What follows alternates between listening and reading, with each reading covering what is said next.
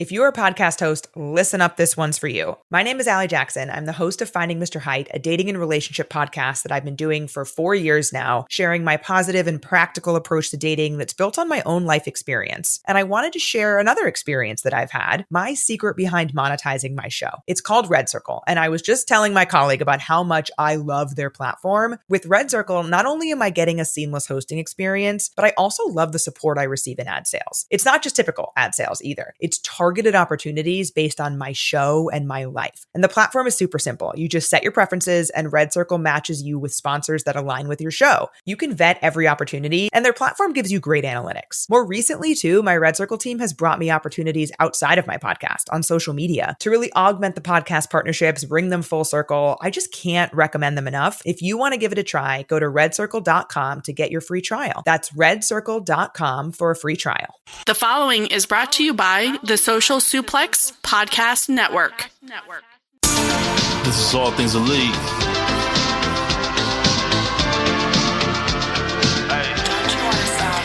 Welcome back to All Things Elite. Load up the pod, man, it's on when we speak. Rich right here, let me warm it up for Austin and Floyd. Couldn't be no one but the boys. When it come to All Things Elite from the fan perspective, swear, man, it ain't no question. Hear from them first. Swear, man, they putting in the work. No, they had to get me for the verse. Social Suplex Network's on. Hours at a time in your headphones. Austin and Floyd on the microphone. Backing out on the rant, getting in the zone. Pulling up the show, give it 7 stars, you already know. Who else could it be but the show with the proclivity for positivity? I'm gone.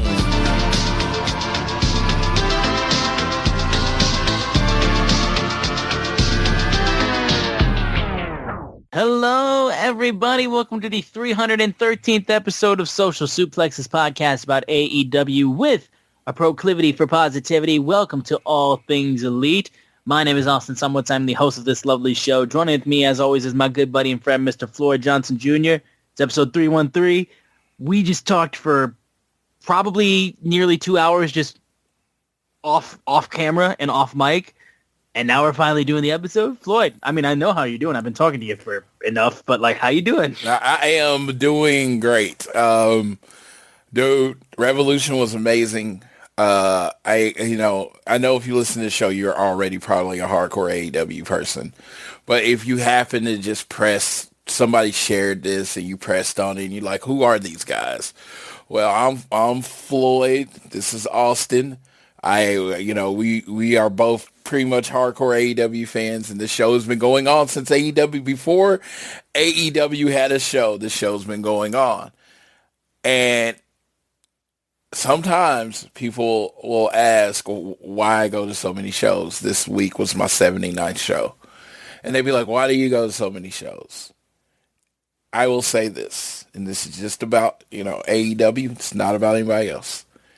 Every time I go to an AEW pay-per-view, and honestly, most of the times when I go to shows, I come away from the show reminded why I love professional wrestling. And I'm not like a snob. I'm like, oh, there's professional wrestling and sports entertainment. To me, it's all the same things. It's just a lack of, it's basically branding and your point of view on what's going on here. So why I love professional wrestling and Sports Illustrated sports entertainment is often every time I go to an AEW event, I'm reminded of it. And this event was no different. And I was in a funk. I had a friend from work die a few weeks ago suddenly, and I had been in a funk about it. He was younger than me. He was healthier than me, but it was an accident, and he passed away. And I was questioning, just like everyone does, questioning, I was, doing my workout thing, doing my protein thing, and I was just like, why am I doing all this? Why am I putting myself through this when it could happen? So last week I was still in a funk. I got on the plane in a funk, but I was like, okay, got to get there. I didn't pack until literally an hour before I had to leave. That's how not mentally there I was. And this is all leading to a reason with AEW, don't get me wrong. And I get to I get there and I see JR, and that always makes me feel better. He's one of my best friends in the world. I see his wife, Eva. Love her. Love her. She's an amazing person. And we hang out, we go up to a bar and all that shit. But then next day, we're going up to the event. I talked with Jared, got him his ticket. We're going to the event, and I just see all the fans out there. And everybody's wearing their different shirts, and they have their different belts. And then we get to the thing, and I see Anna J. And I wave at Anna J, and she says, "Hi, Floyd." Not just hi Floyd. She knows, like, that's pretty cool. Yeah. So we get in line, have a conversation with a teacher that had just became a wrestling fan. And we got to talk to him for a while. I did a little interview with a comedian that was going to the show. And all of this is leading up to then the actual show. And, the pre-show, all that stuff. And it was just like, it reminded me why I love wrestling. Because I love wrestling. Because wrestling makes me love life. And I came out of that show, in essence, I wouldn't say healed, but in a lot better place than I was before I even left my house. And it's because of pro wrestling. And I know everybody has their things that they love. Their things that mean way most to them. Some people it's music, some people it's movies. Mine is pro wrestling. It is my perfect art. It is my safe place. And in this case, somebody that heart was injured got to be repaired by men performing and women performing at the top level. And it's just like, why am I going to go to AEW shows? That's why. This happened before, and it was also at a Revolution. I had a Revolution 2022. 2022 was in Orlando, and I was in a funk. A coworker had passed away from COVID, and I went to the show. Swerve debuted at that show, and it helped me move on. It helped me heal, and it's like wrestling is always there for me, and that's why it's my shit. And I know this was a really long opening, but we're going to get right into the review.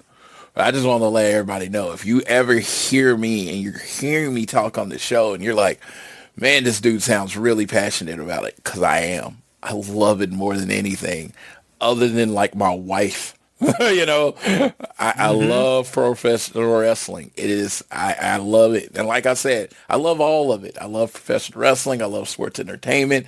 I love New Japan, whatever you want to go. I love the art of pro wrestling and what it does. And I just thought, to this night, was it the greatest AEW show of all time? I don't know. Honestly, I don't sit there and rank them. I'm like, I leave that, if we decide to do that in one show, we will. But I don't really rank them. I just know every time I take money that I work really, really hard for, and I give it to AEW, they then give me back entertaining wrestling, entertaining products with great stories and whatever. And even if my guy doesn't win, which on this night, my guy won a lot more than he didn't. Even if my guy doesn't win, I always come through entertained. And generally, if I'm there with a friend like I was with JR, it's a whole different experience for me. So when you hear me talk about it on the show, I don't know how many people listen to our show. I don't even check that. I hope we bring as many people in. But I do this because I love AEW as a fan. That's it. That's why Austin's here. Austin has a shoot gig that he literally just got off to come jump on the phone with me and talk about AEW wrestling because he loves it. When neither one of us are making money off of this. It may matter to you, it may not matter to you, but we just do it because you love it. And if you want to come listen to someone talk about something that they genuinely love, that is why you should be listening to All Things Elite. Big time. And again, like it's right there with you too. I won't even, you've said basically everything that needs to be said there. I'll just touch in basically too. It's like, I love talking about the things I love talking about with people I care about. And like, that's me with you. And that's the reason why I joked. We literally talked for a fucking couple hours before Pressing record, we even pressed record on this episode. Like we knew we had to do an episode. We talked for about an hour and then just was like, yeah, we should probably do an episode so that way I'm not up until like 4 a.m. But I was just like, whatever. I don't work tomorrow. Let's fucking knock this shit out. Yeah. Like, but I talking wrestling, talking AEW with you is just fun to do, and that's the reason why I keep doing it, and it's the reason why I'm going to keep doing it. And yeah, it's because I love this show. I love pro wrestling. I love talking AEW, and if I get to do that with my buddy and we just put it out there, people enjoy it, like, I'm all about it. So like that's what you get with this show. That's what we hope to bring with you guys, and we're hoping to do that too with, you know, Floyd got done seeing Revolution in LA, and I got to watch it. It was a wild show. Had so much fun watching that show. I'm so hyped Jared went, dude. I'm so hyped Jared I don't know. I don't. Chicken out. I don't know how often he listens to the show, but shout out to that dude. Like when I met Jared, he was a little chubby, you know, black kid. You know, I wouldn't call him. He's a man. He's a man. I'm like, he's not a kid, but he was chubby. And so I'm sitting there. I had sent him his ticket. I'm sitting there at the show. He says, I'm coming in. He messages me. He's coming in. And this dude comes and says hi to me. And I'm like, and he could tell. I was like, who the fuck are you? He's like, oh, it's Jared. He had to literally tell me because this man has lost a human. He says 50 pounds, but 50 pounds literally looks like he lost another person.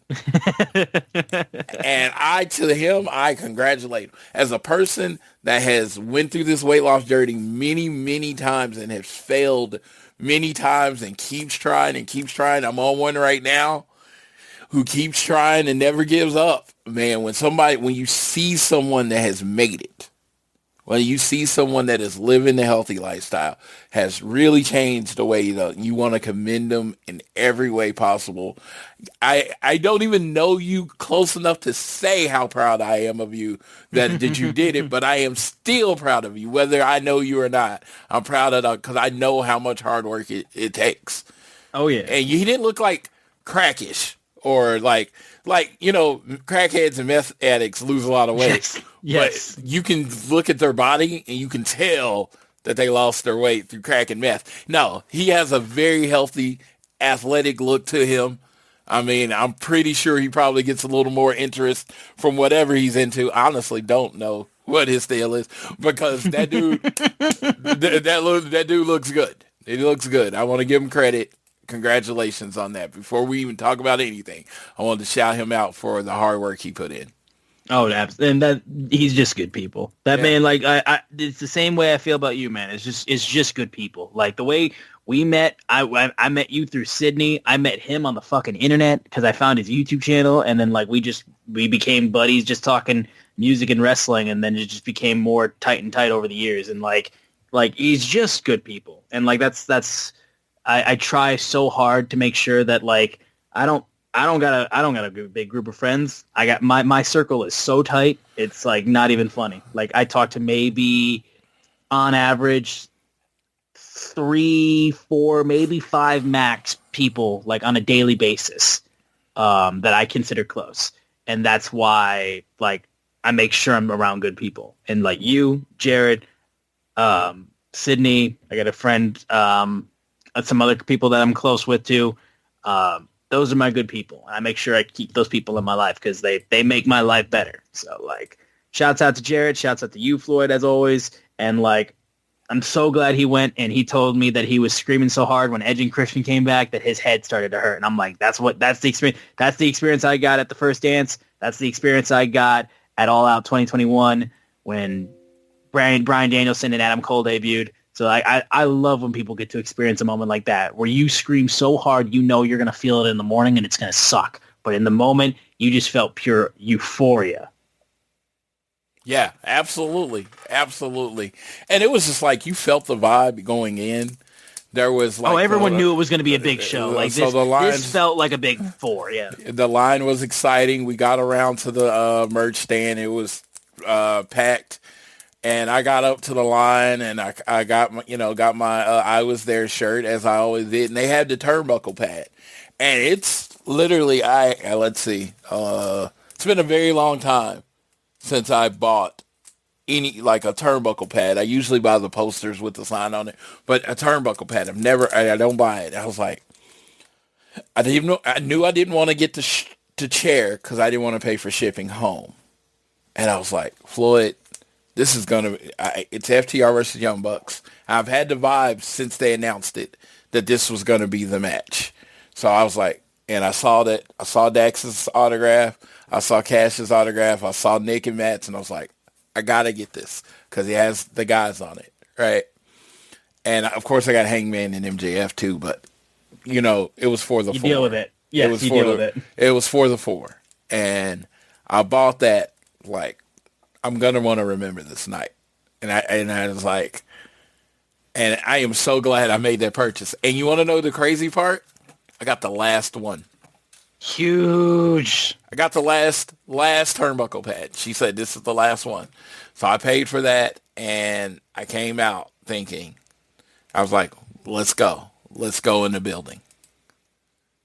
So let's start it, sir. Let's start it. We're going to get into our Revolution review, guys. Before we hit on that, real quick, we appreciate it if you support the show. Share us around with your friends, family, coworkers, whoever you wish. Rate, review, subscribe. Whether you listen to us on YouTube Music, Apple Podcasts, Spotify, wherever you choose to listen to us, you can leave a review if you like as well. And then if you're enjoying the show, follow us on Twitter. We are at ATElitePod. You can also follow at Social Suplex. We're part of the Social Suplex Network. We love being a part of this network, and they have such great shows, such great podcasts you guys should check out. I'm at Austin Sumowitz, SZUMOWICZ. Floyd is at Floyd Johnson Jr. on Twitter. And sign up for the Social Suplex newsletter, which you can find in the link in the description of this show. News of the week is AEW Revolution, so we're going to get into it real quick. There was a couple things to touch on with the 0 hour. Main thing is that, God damn it, if Boom and Doom aren't fucking the Costco boys, man, the Costco guys, they're still fucking over. They're still going viral. Dude. It's just at this point, man, I thought at this point maybe their shtick would run dry. It has not, and I understand now why TK keeps booking them whenever they're available. Dude, let me tell you, it's crazy. I swear to you, I'm just gonna get in here. I don't care about this match. I don't personally care about the Costco guys, but as soon as I heard that pop when they came out, I was like, oh, we're stuck with them. They're not going anywhere. I looked at JR, I was like, they're not going anywhere. It's just like, and people's like, well, the infantry deserve better. I don't know about you, Austin. I don't remember the last time the infantry was on a pay-per-view or a pre-show. Do you? No, and I also don't remember the last time that Shane Taylor was in a segment or in a moment that went like mega viral on Twitter, and now him shoving the Rizzler to the ground has been seen by millions and millions and millions of people. Okay, I think they were on the All In pre-show. That was the last time they were on their pay-per-view. Yes, I know that because I was waiting in line to get merch because of how long the merch line was, and I could hear how much people were going fucking nuts for them and shouting boom every time Big Boom AJ was striking, and I was just like, dude, they're fucking over. Like, I don't fucking even know. So this was a big spot for the infantry. This was amazing for them. I like I said, whether you like them, whether you love them, whether you hate them, they are going to be around because of whatever you say online, whatever you think, oh, we don't need them. In that building, I think they were the second loudest pop of the night. It was close, I think. And I mean, dude, I cannot tell you how much, like,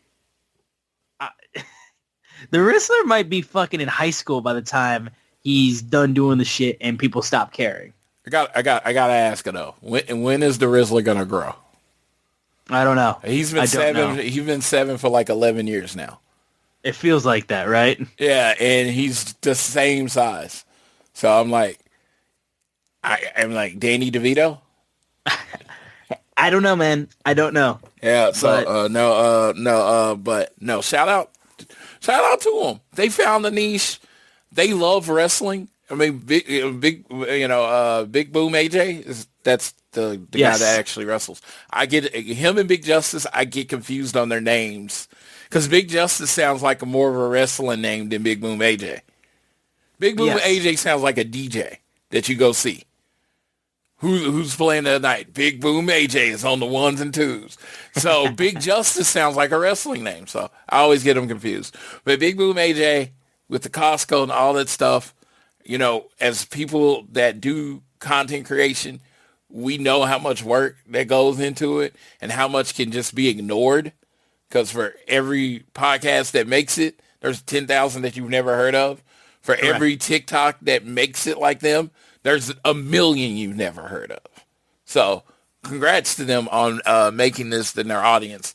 And, you know, like I said, he takes wrestling serious. He was a wrestler.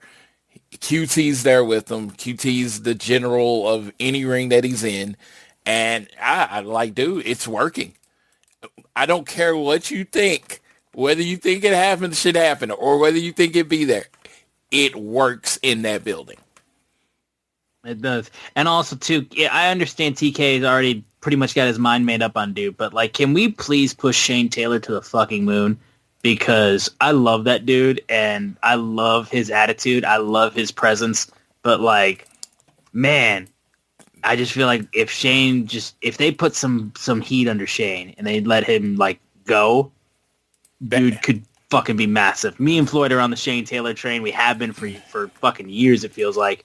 But I know TK's probably already made his mind up on him, but I'm just like, give it a shot. Give Shane Taylor a singles push. Dude, and let's be real. In ROH, you can kind of do what you want.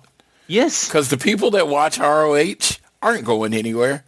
I don't even watch weekly, but I've been paying for that subscription since it became a thing. You know what I mean? We're not going anywhere, so try something. I'm like, hey. Give it a shot. Yeah, I'm like, you got Bandito as your world champion. Dude. Throw Shane a TV match since they started in the studio. Let's go. Big time. We then had, in 0 hour, we had Willow Nightingale versus Lana Cross for the TBS Championship. This match did what it needed to do. It basically set up what was going to be the injury angle for the women's tag match. Lana, I think, did her thing. I think she did solid. Willow sold her ass off, especially with that shoulder injury. I thought she really, really sold well. Yeah, I kind of just viewed this as like it was to set up moving forward what we got with the tag match, and just to build that out. And I think they did a good job. So Willow wins with a backslide. What is it? Megan comes in and attacks her, right? Yes. And it ended up affecting Willow's shoulder. I think Lena's great. I think she does use her size very well. She's a big person that wrestles like a big person. Like a lot of power. Yeah. You see her, you don't think she is as big as she is, and then she walks out, and you're like, oh no, she's fucking big. Yeah, because, I mean, Willow's not short. No. Willow's 5'7", 5'8", and then you see Lena, and she's just like, she's a legit 6 foot tall, and, you know, and it's like, yeah, she has a presence, and they wrestle a style, but, you know, you could just, you know, Lena's getting her AEW legs under. I thought it was a decent match and everything, and then she wins with the black slide. But it was all to set up Willow getting a shoulder hurt, and that happened. Yeah. And then finally the 0 hour match, last 0 hour match was the 21-man Blackjack Battle Royal for the AEW National Championship. We had a whole bunch of people in this match. Everyone that was in it was, I'll just get the names out of here, I think. Or did they say everyone who was in it? I don't know. I basically, though, I can tell you right now, though, because the match actually proceeded to transition from 0 hour to the main card. I want to give you an in-person take from this. Everybody started on the outside, started fighting. There was no explanation of anything. We literally are talking to each other whether this is a reverse battle royal because it's a good 5 minutes before anyone gets in the ring. Yes. We did not get what was going on. Again, sometimes I tell people, sometimes I prefer to be at home. This is one of the cases because I needed someone to explain to me why no one in the Battle Royal was actually getting in the ring. So, yeah. Yeah, I mean, it was... it took a while for that to happen for sure. But what I will say, though, is because of this match transitioning from 0 hour to the main card, unfortunately, it is a 0 hour match. You didn't finish it in the time limit that was given to you to finish it on 0 hour. So I'm unfortunately a bearer of bad news of Jungle Jack Perry. Your match doesn't count. Your win doesn't count. So, like, you ain't champion for nothing. So this is crazy. So we did the predictions. They literally did not announce a single person in the Battle Royal, correct? Oh, you said his fucking name. I know you fucking did. I said Jack Perry is coming for the opening show pop. I had no idea that they were going to push it over to the main show, and it literally be the opening show pop. Because, dude, I didn't know they were going to do that, but in between when we did the preview, and then they had started talking about him being from LA. They dropped a picture from him being at SummerSlam with his dad. I was like, oh, Jack Perry's winning this match. And then your boy was right. Your boy was right. So I just want to let y'all know why y'all listen to this show. I'm basically in the room. Like, it has to be telekinesis because I don't even know where the room is. So we are sharing thoughts from somewhere. I was like, I'm 3-0. And I was like, because it was like crazy because I picked someone and they wasn't even in the match yet. So I thought that was cool. Only thing I didn't like, no surprises, but I guess fucking AEW signed everybody or at least has a dual contract with everybody. So I don't think there's any surprises to be had left, is there? I would say kind of already got them all out there. Yeah. But yeah, glad you're right. Good for you. Jack has another belt. God knows he'll fucking maybe make this one into a goddamn homemade some shit or whatever. They're not. Fuck, I don't know. But oh, dude, I heard he got the hometown win. I heard the most ridiculous thing I'd ever heard today. Jack Perry was AEW's new Bryan Danielson. Shut the fuck up. And I'm like, dude, I actually You're like just Jack saying Perry. shit just to say shit. I'm like, I like Jack Perry. But you really want to put that on him? Yeah, that's such a fucking. It's come on. either You're just giving me live rounds, dude. That's all you're doing. You either see way too much in Jack Perry, or you don't know how fucking awesome Bryan Danielson was. One of those two things, correct, is there. And in either way, I look down upon you for that thought. Like I know Jack Perry's good. I have no problem with it, but Bryan Danielson's Bryan Danielson for a reason. Maybe he's correct. what? I mean, Jack Perry's 28. Shit, he could get there. Something, I don't know. Yeah, he could get there. Definitely not saying that yet. Stop driving around a fucking bus, though. Dude, I think that's... like I said, I kind of dig his whole thing. The knife, he could keep. I'm not really... the knife is... But everything else, I'm down with. Oh, yeah, so, so I thought this was such a cool moment. He got to hug his family. I know, hey, like I said, no, you got beef with him. No, and I will tell you this, too. From a genuine mindset, too. First thing, in terms of wrestling, his near elimination right towards the end where he's dangling off of Ricochet, really, really solid stuff. Second of all, the stuff he said at the press conference was genuinely very heartwarming. Yeah. Like, if people haven't seen it, like, they should see it. It's genuinely very, very sweet stuff from him. Like, and I taking the smarm out of it, taking my low gimmick out of it, and of me fucking being a hater and everything like that, it's genuinely very, very sweet from him. And I'm happy for him in a personal sense of, like, hey, you know what? It's a cool experience for you. You'll never forget it and all that kind of stuff. And you've been through a lot, that's for sure. And taking the character out of it, it's a cool moment for him. I will go back to my hating ways now, but I just had to say that. Yeah. All right, well, let's go to the next match, which is... Let's move to the next one, which is the... going to take up almost the bulk of the rest of the...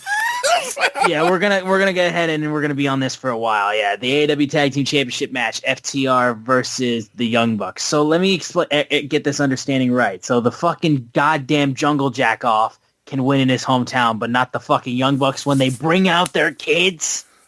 Dude, so... Make it make sense, TK. So okay.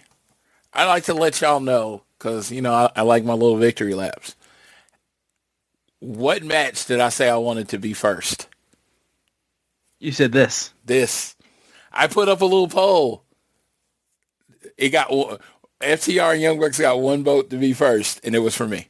I can tell you the one. But technically, it was like 1.5 because again, the fucking 0 hour ran over. Yes. So no.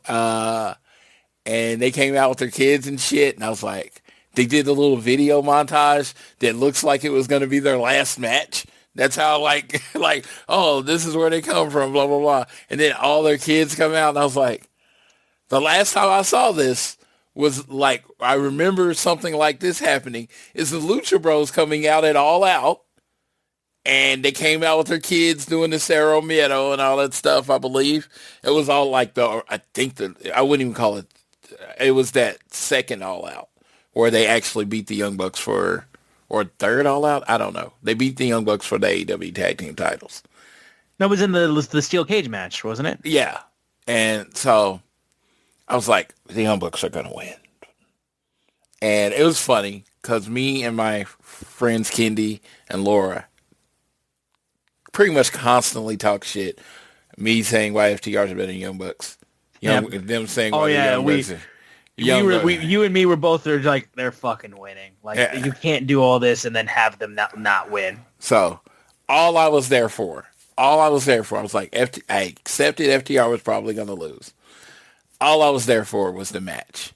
I said it. I was like, they have never had these conditions.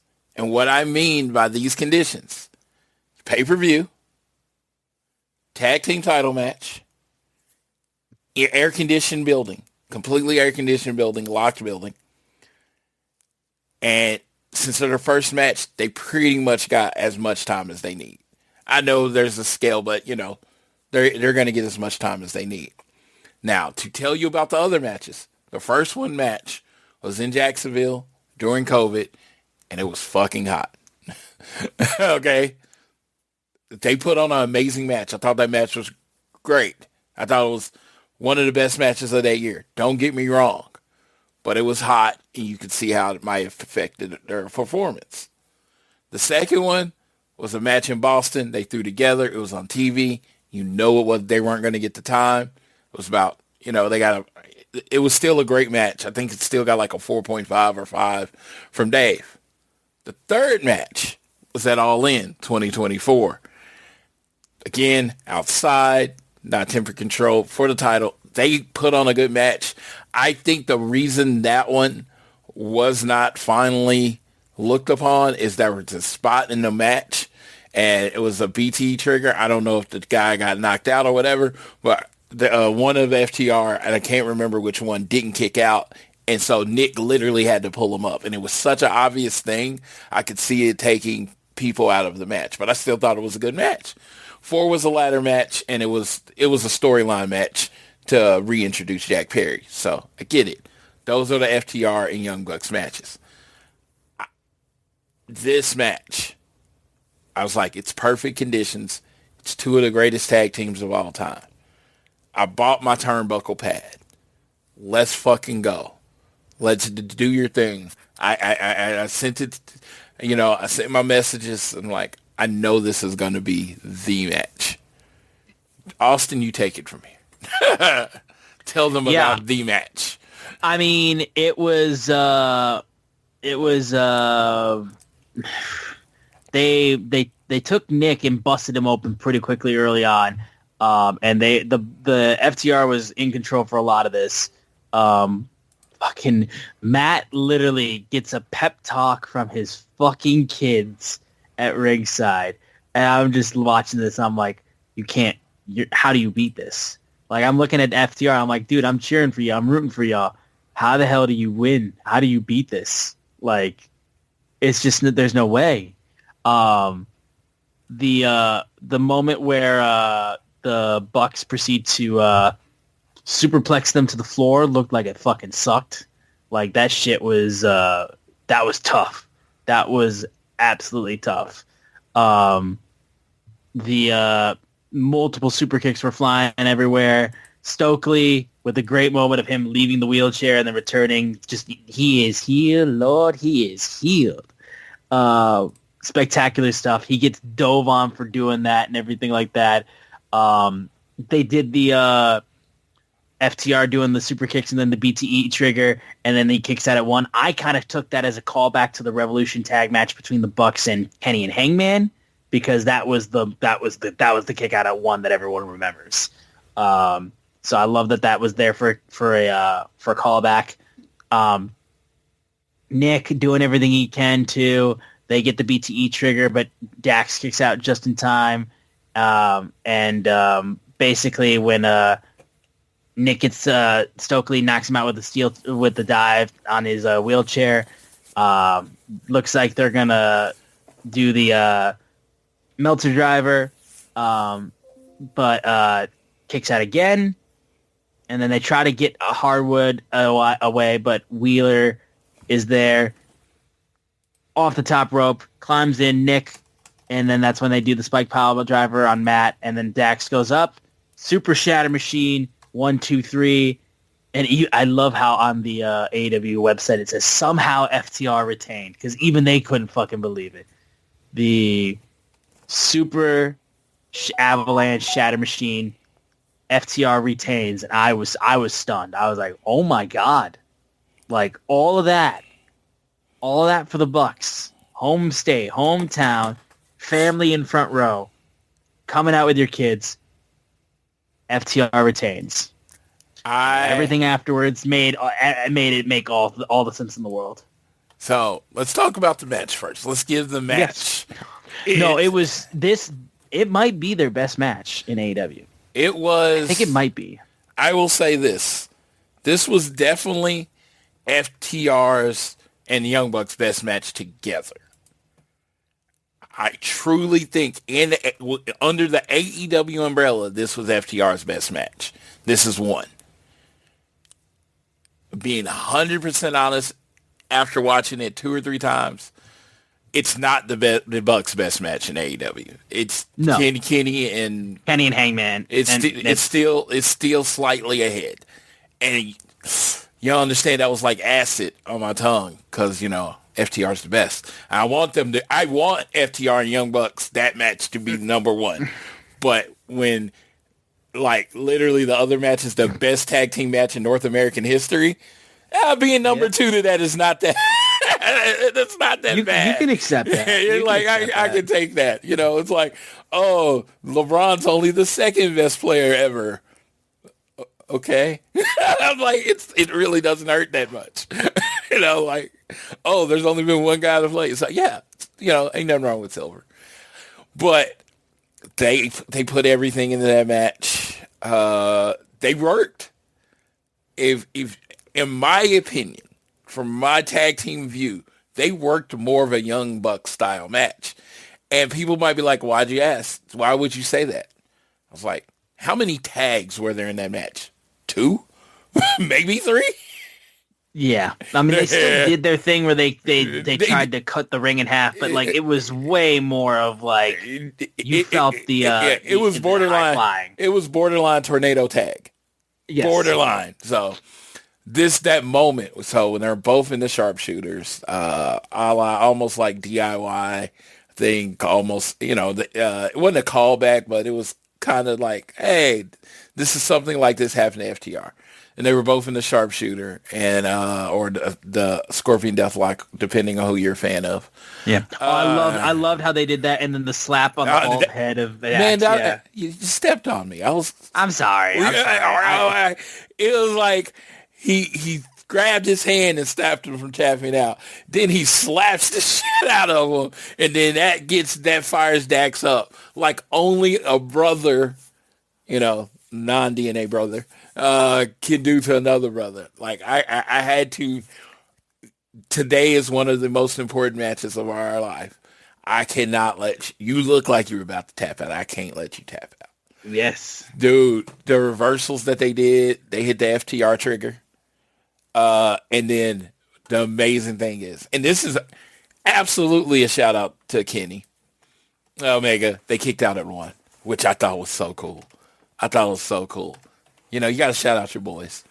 Yeah, so he because that's what happens. If you hit Kenny with the one angel, he kicks out at 1. That's it. So you hit him with their BTA trigger. F you. We're getting up here. And I thought that was dope. Spike pile driver, shatter machine. Literally, only 2 teams have actually kicked out of only 2 times has the shatter machine actually been kicked out of. You know, like, I mean, like, and then, you know, the other time was the Young Bucks, and then Bandito got one. So it's a very protected move. And dude, when they they hit the Meltzer driver. They hit the full-on Meltzer driver. Then picked up, I think it was Cash. Or no, it was Dax. Then they hit the BTE driver right by the Meltzer driver. I was like, okay, that's how they win. That kicked out. I jumped to my feet, jaw open.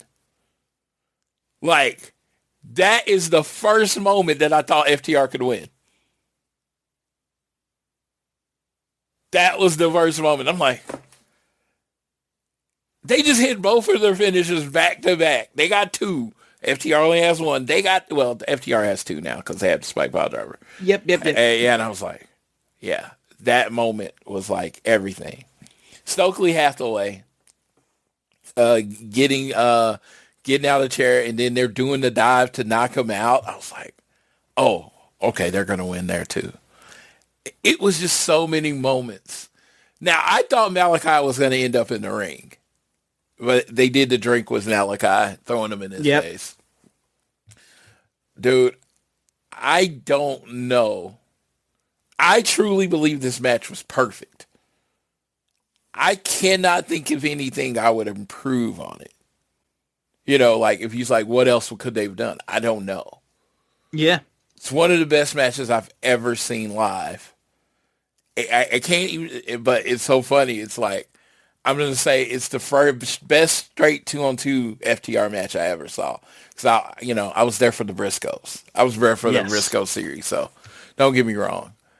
This was so beautifully done. So well executed. Nick worked his ass off. Matt worked his ass off. Cash worked his ass off. Dax worked his ass off. There was no carrying. And I saw after the match, I saw like a lot of comments, and of course all the credit was going to the Young Bucks because they trying to get the credit. I mean, their fan base is bigger. Let's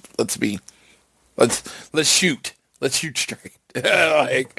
You know, but when it came down to it, that atomic, the top rope shatter machine, 1, 2, 3, and I was like, masterpiece. Everybody's like, weren't you happy FTR won? Of course. But I came in the show match not caring who won because I thought the Young Bucks were going to win. I came for the match. I came for that match. I came for that performance. I came for what they did. What they did that night was perfection. This is what I thought 2, 3, and 4 should have been. You know what I mean? I thought 1 was amazing. I'm like, you'll never hear me shit on 1. I think this was better than 1.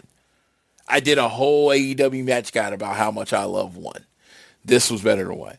Special shout out to 1 because 1 was at Full Gear and FTR came out with their Celtics gear. And the Young Bucks came out their Lakers gear. And then they did it again at 5. And it was funny because people have kind of forgot 1. So I saw a lot of posts like, oh man, they did Lakers versus Celtics because Tony Schiavone put it over. I'm like, this is the second time they've done this. FTR is the Celtics. The Young Bucks are the Lakers. And you cannot tell me, you hear people telling you, saying, oh man, FTR and Young Bucks again. After this match, if I hear anyone complaining about FTR versus the Young Bucks, at that point, your opinion just won't matter to me. Yep. It just won't. And I found out, telling someone they're stupid, telling someone whatever you want to, whatever name you want to call, most people can shock that out. Telling someone your opinion doesn't matter to me anymore is like the most heartbreaking thing you can do. I found that out. I didn't know. It's like, okay, your opinion just doesn't matter to me anymore. Like, that guy got very heated at me. But that's how I feel. I think these are the two best teams that... They're my two favorites that ever done it. They may be the two best that ever did it.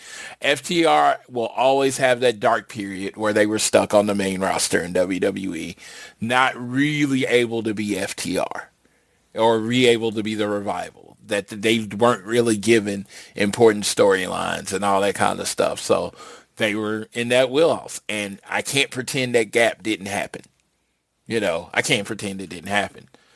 The Young Bucks, longevity, success everywhere they go, being critically acclaimed, having a huge fan base, they're everything. They're right. They're everything. And to have this match with them, to have this match happen, and I absolutely got to be in the building. Oh my God. This is one I'm not going to forget. And it was funny because right at the end where the pre-show was coming, we were sitting by where Moxley came out. So we see his family go all sit down, and I look at JR and I was like, this match is going to be first. He's like, why? I was like, they're not coming out to sit there for the whole show. And then it ended up being first. And dude, the blood, it was the right amount of blood. It wasn't excessive. Right amount of violence wasn't excessive. Big something spots on the card was excessive violence. Yes, big spots in the right place. God dang it. Like I said, I am not doing the victory like because FTR won, because it's not this to me, to Floyd Johnson, the person that you happen to take time out of your life to listen to. This match wasn't about who won and lost. It wasn't. It's about two of the greatest tag teams to ever do this finally getting on the same page for one match and leaving it all out there. And they did. So I was good. If they ended after the Young Bucks pinned, or if they ended whenever they ended and the Young Bucks won, I would be just as excited about this match. It was perfection. And then Hope and Christian came back. And again, when his music hits and it was like Avenge, blah, blah, then it says Revenge. And I was like, we all know who it is. And his music hits and the crowd goes fucking stupid. And then Christian's music hits and the crowd goes fucking stupider. And then those punk ass bitches jumped FTR from behind. I couldn't hold it in. Yep. What, a mace? He had a spray. What? He had some sort of spray, yeah. A mace? Is he a middle-aged white woman? The fuck, Mace? I mean, his video entrance video does say asshole on it. So I mean, come on, Mace. Like, kick him in the nuts at least, something, Mace. God, how old are you? Nothing has aged Christian more than macing Cash. Like, you were already jumping him from behind. Where's the chair? Where's anything? Mace. I look down on you for Mace. It's a shame. It's a shame. Huge fucking moment, though. Honestly, so cool.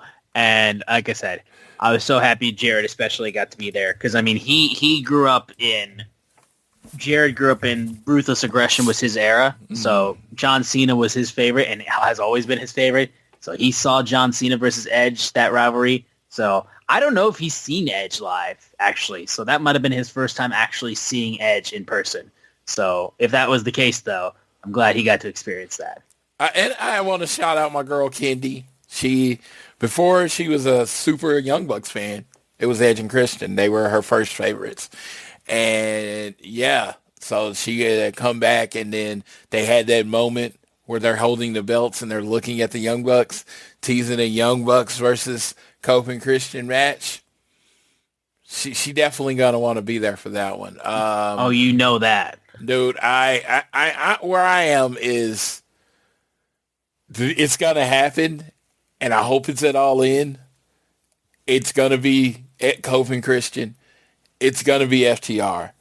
It's gonna be the Young Bucks, and it's gonna be a TLC match. You feel like it has to happen, and you just sign me up.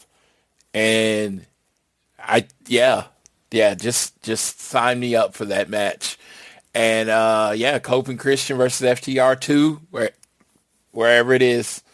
Young Bucks versus Cope and Christian, wherever it is. I think this is about to be a good time for AEW Tag Team Wrestling over the next few months. We've been talking about how we want to see tag team wrestling get back up in AEW, and here we go. Let's go. Let's fucking go. But these three, tables, ladders, and chairs at Wembley, I don't care who goes in the champion, but that is the way. That is the way. This is the way. Yeah. Move now off of that and go into Timeless Toni Storm versus Marina Shafir with everyone banned from ringside. So just her, no Death Riders on her side whatsoever. And this match I thought was pretty solid, honestly. It wasn't anything like unreal. I think it had a lot to live up to after the tag match. The vicious suplex to the floor with Toni holding on for dear life, trying to not be Germaned off to the floor. But didn't matter because she got kicked in the back and then just got suplexed to the floor. That looked like it sucked.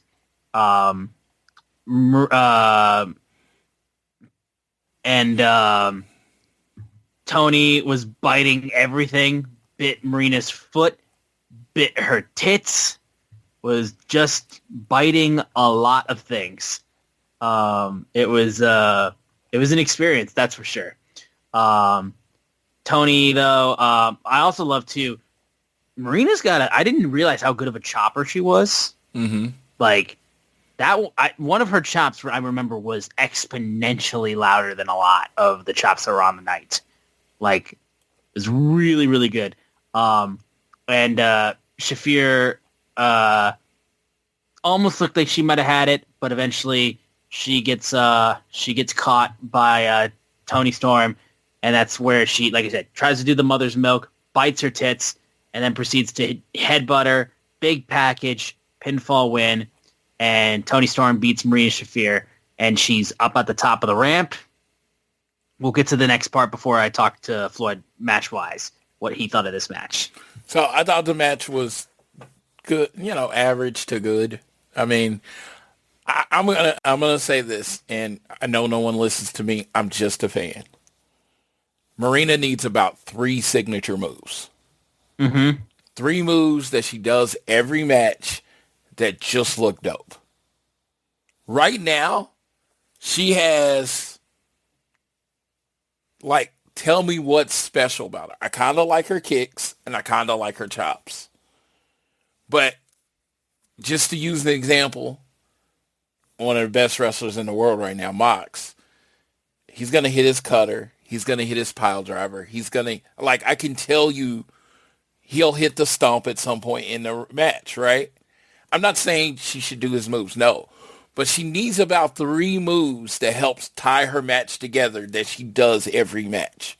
I'm not even calling her 5 moves of doom because I don't think it has to be in the same order. But she needs to add like a pile driver, some kind of moves to her roster to liven up her match. Because I don't think there was anything wrong with her performance.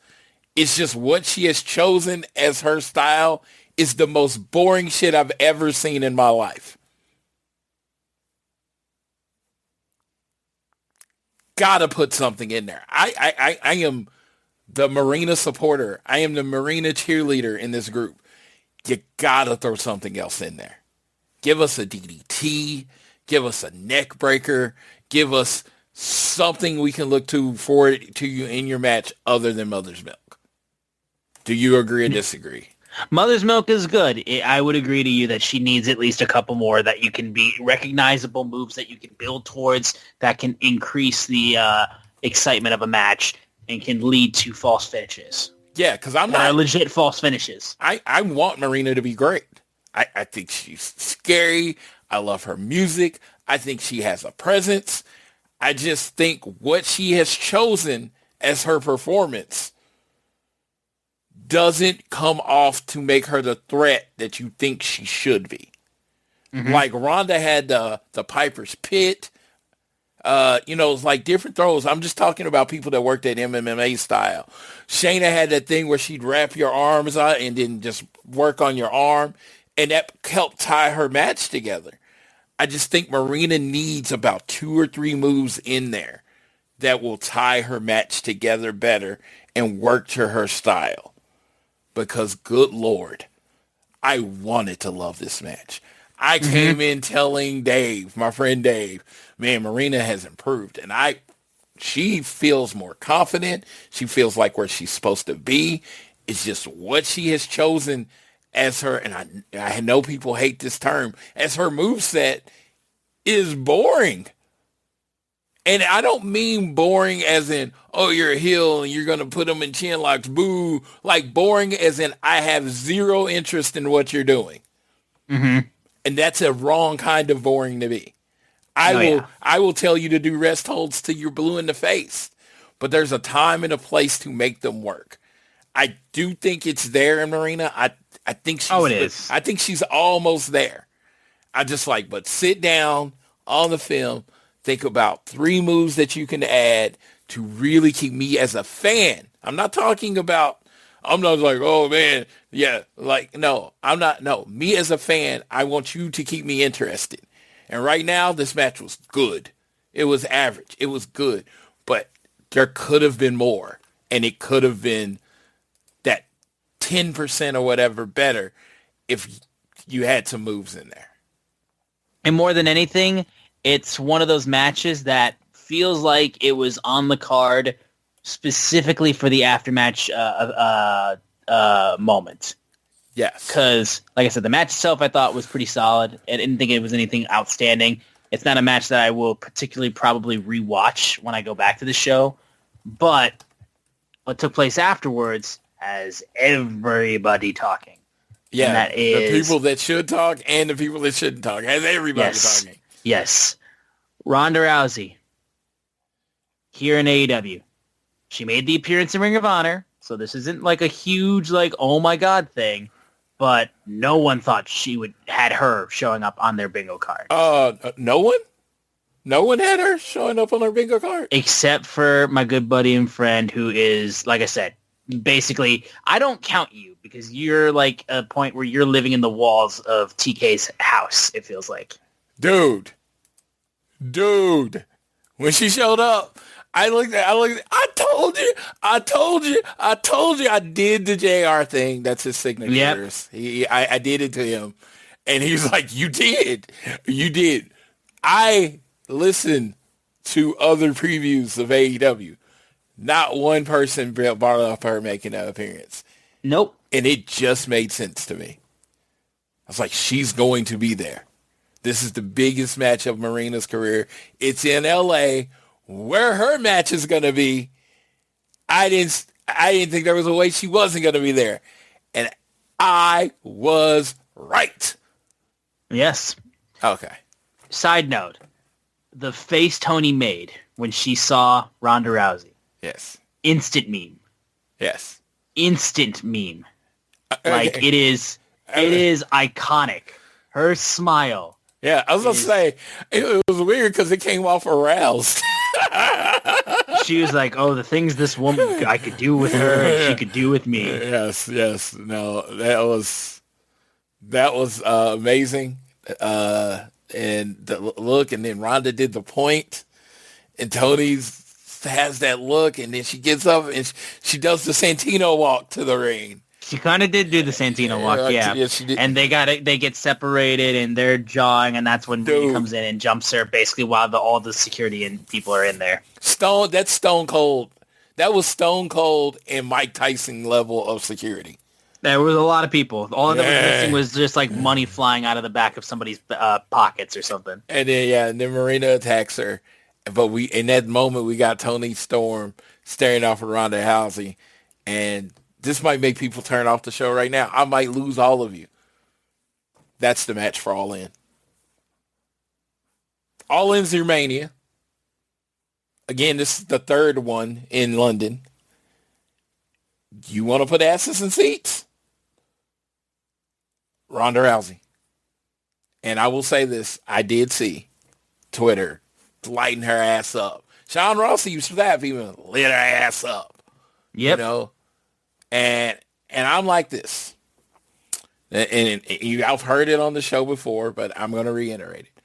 I respect and will fight to the death for your right to feel the way you feel.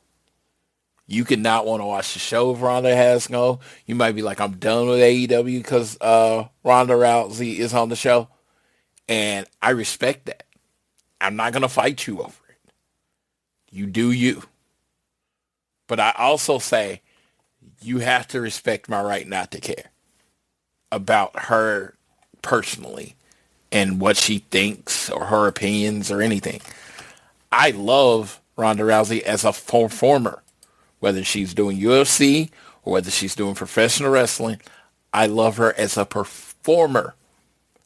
I don't generally give a shit about what she thinks about most things in this world. I just don't. Doesn't affect me. I just want her to perform on my TV show that I like. I want her to bring more eyes to the product that I like. And I'm going to have to break your hearts here. I don't. If you're a podcast host, listen up, this one's for you. My name is Allie Jackson. I'm the host of Finding Mr. Height, a dating and relationship podcast that I've been doing for 4 years now, sharing my positive and practical approach to dating that's built on my own life experience. And I wanted to share another experience that I've had, my secret behind monetizing my show. It's called Red Circle, and I was just telling my colleague about how much I love their platform. With Red Circle, not only am I getting a seamless hosting experience, but I also love the support I receive in ad sales. It's not just typical ad sales either. It's targeted opportunities based on my show and my life. And the platform is super simple. You just set your preferences and Red Circle matches you with sponsors that align with your show. You can vet every opportunity and their platform gives you great analytics. More recently too, my Red Circle team has brought me opportunities outside of my podcast on social media to really augment the podcast partnerships, bring them full circle. I just can't recommend them enough. If you want to give it a try, go to redcircle.com to get your free trial. That's redcircle.com for a free trial. I have stats to pack this up. I only have personal experience. More people in the United States know who Ronda Rousey is than know AEW exists. This is eyes on your product. This is eyes on AEW. This is brand awareness. This is knowledge. This is a bump no matter what.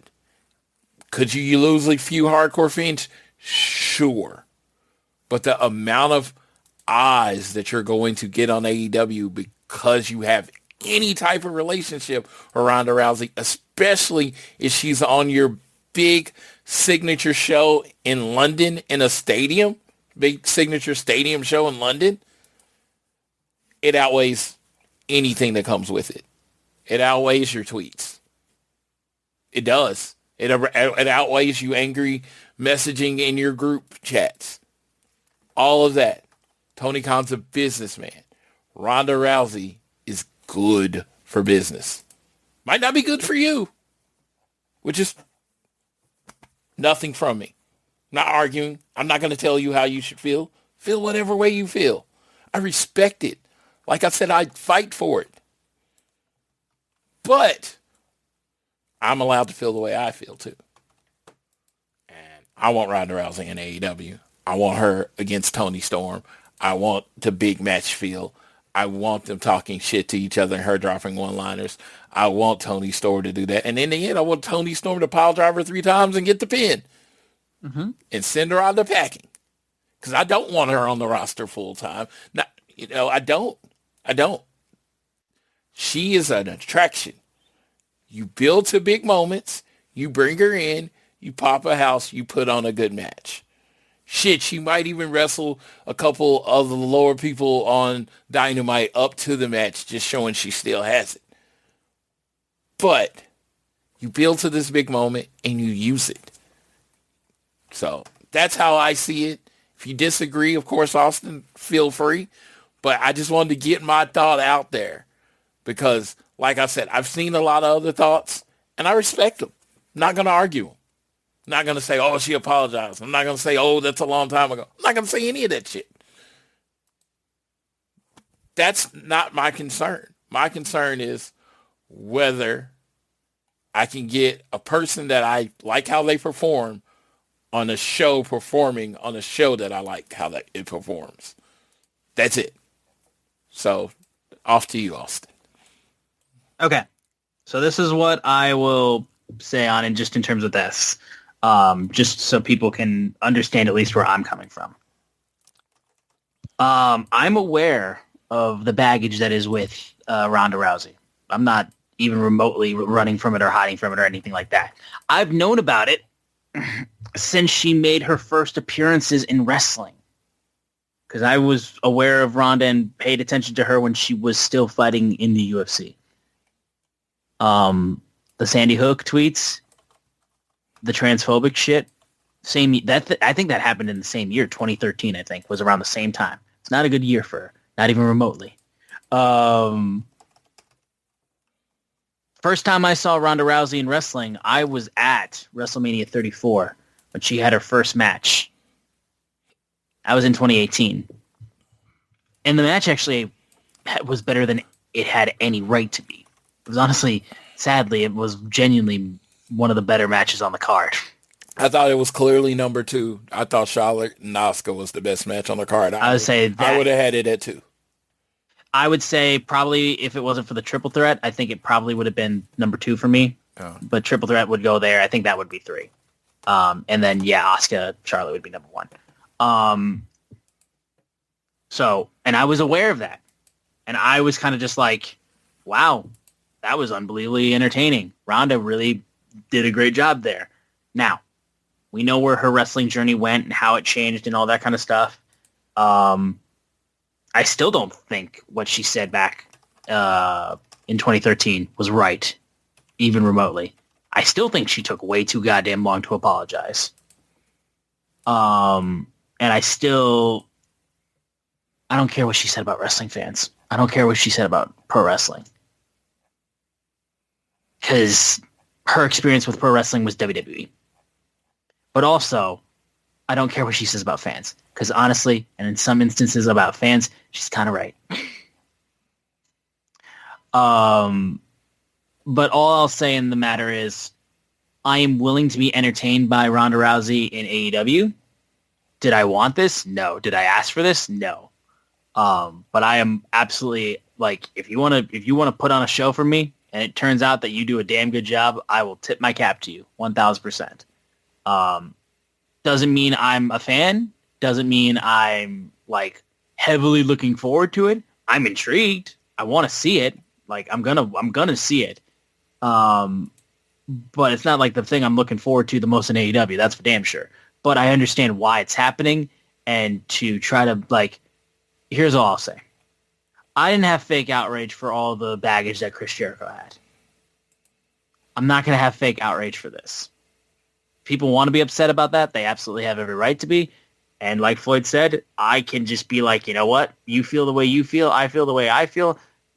all I can tell you right now is I am going to be happy for you feeling the way you feel. Do not get mad at me for the way I feel, because it's the way I feel. And like you feel the way you feel, and you're totally cool with that. Do not come at me for the ways that I feel, just because they're not exactly the way that you feel. I don't feel the way that you feel about this. So yeah, it's Sean Ross Sapp. I love Sean Ross Sapp. I am a fan. I mean, I've met him. Super nice guy. I wanted to be clear on that because I'm not trying to bury or whatever him because shit, his audience 10 million times mine or whatever.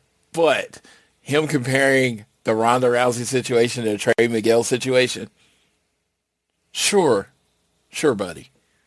I just like, dude, there's different rules for different people in this world. mm-hmm. Again, Ronda Rousey is something that she brings up. You're viewing there. You're gonna be able to notice the difference if Ronda Rousey's on your show. You fight to have Ronda Rousey on your show. You don't for Trey Miguel. It's just, I like Trey Miguel. I was posted it and was very happy he got signed. But there's levels to this. Even as a fan that doesn't really, the business and how much money they care about, we don't cover that on this show or whatever, But as a fan, it's just, I'll even say it's the my wife test. She knows about wrestling because of me. So she knows the names I bring up. She knows the things I know. And if I say, hey, right, Ronda Rousey's going to be at All In, do you want to go? Her answer's going to be like, yes. I'm going to be like, Trey Miguel's going to be at Dynamite down the street. Do you want to go? She'll be like, who the fuck is Trey Miguel? That's just real. That's just real life. You want to call me an asshole for how I said it? I can still live with that. But the fact of the matter is, 44 years, I know that there's different rules for different people. I know if I go on social media and post something terrible and my work finds out, I get fired. But if the guy that's like 2 levels above me does the same thing, he gets a talking to and just gets to take down the post. I just live in the real world. We can argue about what should or what shouldn't be, but I live on Earth. This is how it is. Yes. We'll move on from that point, though, because now, Moxley versus Takeshita, Continental Championship. I will go on record and say this. This is Jon Moxley's best match in AEW. I feel 1,000% confident in saying such a thing. And it's funny. And it's just another Takeshita match. So this is back-to-back matches. And it's funny because I've heard arguments for both of them being the current match of the year. And these were, I'm talking about the FTR match, like pretty much like right in that same beginning of the show area. And I don't know if this is Takeshita's best match this year. Because he had the match with Yota Tsuji, and I thought it was amazing. And I thought this match with Mox was exceptional. And I will even say this. The amount of finisher kickouts in this match, bro, was something to be marveled. So, crazy thing. First thing I noticed, Don Callis did not come out with Takeshita. No one did. He did not, no. He came out by himself. Jon Moxley had his team there, at least giving him high fives and ducks before he comes out. So, I'm sure it was on purpose because everything in AEW generally on purpose. You're showing the two types of teams there are. Don Callis' family is not really a family. They are a group of people that have the same money manager. You know what I mean? They are all businessmen. They are all alphas. They really only look out for themselves, right? Death Riders are one nation under Mox. They're a family. They're there for each other. So I don't know if the DCF and Death Riders thing is going to go any further than right now, but especially what happened after this match. But that was a unique or way to see the clear differences in the type of relationships on this team. Yeah, this match, man, it's, you know, they laid it out perfectly. I felt like just with the way the match went down. The no time limit I thought was awesome just because it showed that, like, you know, hey, Moxley beat Takeshita, but he needed no time limit in order to do it. So I thought that protected Takeshita in that way. And I mean, like, this was just physical. It was back and forth. You didn't know who was going to be able to come out and do it. Takeshita with blood coming down his face, and then Moxley just, like, getting his blood over him too. The way they were striking each other, man, I just loved was how physical it was. They did the whole moment where they're both in the corner and then they both pull themselves up and then they trade suplexes and then they just are throwing everything at one another. And I'm just like, holy shit, man, they're kicking into a fucking another gear. And it was just, and then he kicked out at 1-2. The only thing I will say too was that the theme that I saw on this show was people kicking out at 1.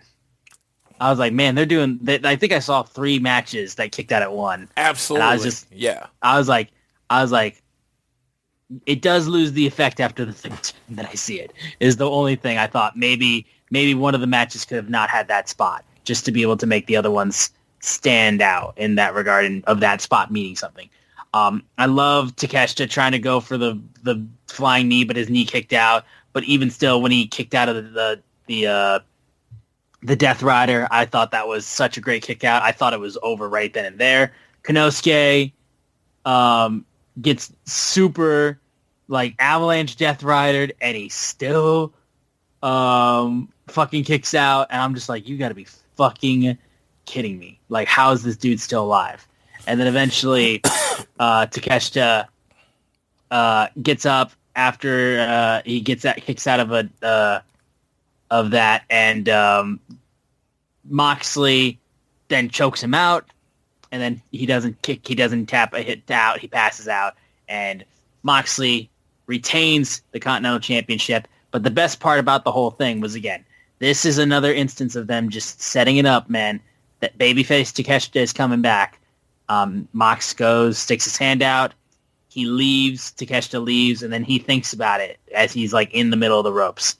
All the things that he has been going through, all the feelings he's had with the Don Callis family and him trying to do it on his own, and the Don Callis family not really treating him the way that he wants.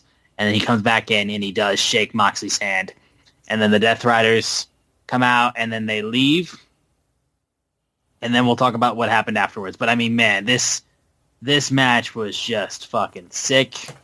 And I loved how well it was done.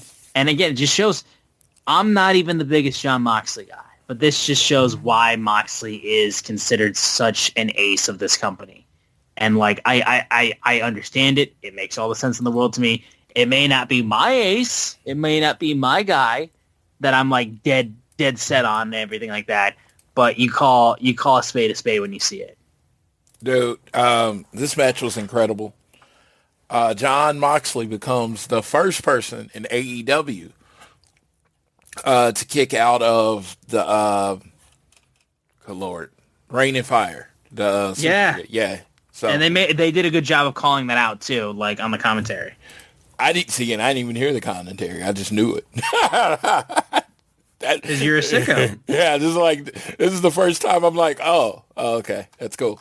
Yeah, like, so no, I hadn't even watched. The only match I'd watched back was FTR and the Young Bucks. So I did not know what commentary said about a lot of the stuff on the show, because again, I don't want it to influence my thought process. So that being said, I thought that was cool. Dude, the big moves. So like, Takeshita's finisher is he pulls the leg down and hits the knee. He never hits and then hits the knee to the head. He never hit that move, but he hit different versions of it. Again, Takeshi's one of those guys. I don't want him, if I'm a wrestler and I see him about to do one of my moves, I'm calling his friend. It's like, dude, could you just not do my move? Like, why? You're going to do it better than me. I think I love the Blue Thunder Bomb from Sami Zayn. Oh my God, it just looks perfect when Takeshita does it. And, the way he was selling were like when he hit the stomp and then he hits the big DDT. And then there was a moment, a callback to like one of their first matches, where he's trying to choke him out or whatever, and he got out of it. But then he finally got caught and, and he, passed out. He didn't tap out. So he took Moxley to his absolute limit, and Jon Moxley I don't know if I would take the Continental Classic title off of him. I just don't know. I don't know if I would ever take it off of him. He seems to just be the master of this match and building drama this way. Like, if his world title run was just him wrestling like he does in a Continental Classic, I don't think anybody would have ever wanted him to lose again. Yeah. This was just exceptional. It was funny. I don't think it was the best match on the card, but it was another 5-star match. It was yeah. This could have been the main event and people would have went home happy. And I could say that about 3 or 4 matches on this card. And yeah, I thought it was great. I thought that match was great. And yeah, and want to hear the weird thing? I think Takeshita and Mox have a better match in them. They probably do, honestly, which is the craziest thing about it. And then what was even more crazy was when the lights went down, and then we saw fucking Lex Luger, or whoever the fuck Lex Luthor, I should say, or whoever the fuck it was, putting together a hyperbolic chamber and administering like fucking super serum or something, and it's Will Ospreay. And they show the videos of him as he's injured and everything like that. And then he screams in the video. And Mox, I love his face. What the fuck is this shit? What the fuck? And then Elevated plays and fucking Will Ospreay is back. Points to he's got a scar on his neck from the double fusion surgery that he went through. And then, of course, I'm like, oh, Ospreay. He tweeted out, by the way, he was cleared in February.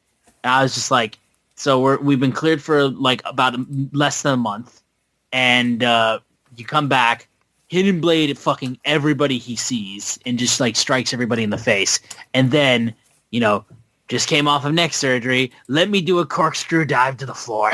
I'm just like, holy shit. This is why it made me laugh when I saw I think it probably was Observer that was just like, oh yeah, reports are coming out that Ospreay is going to change his wrestling style. Are we watching the same fucking show? Because this dude literally did a corkscrew dive and nearly hurt himself again his first night back.